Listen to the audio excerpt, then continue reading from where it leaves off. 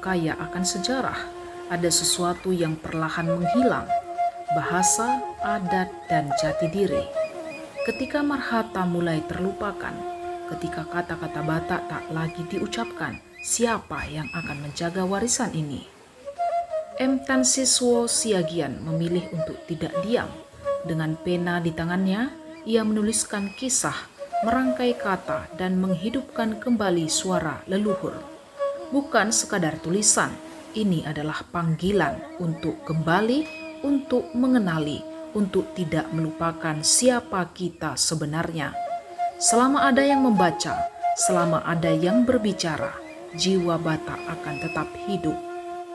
M. Tan Siswo Siagian, pena yang menjaga jiwa Batak.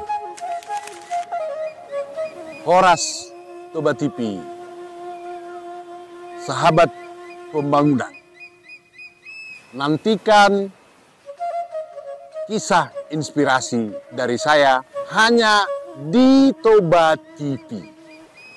Horas!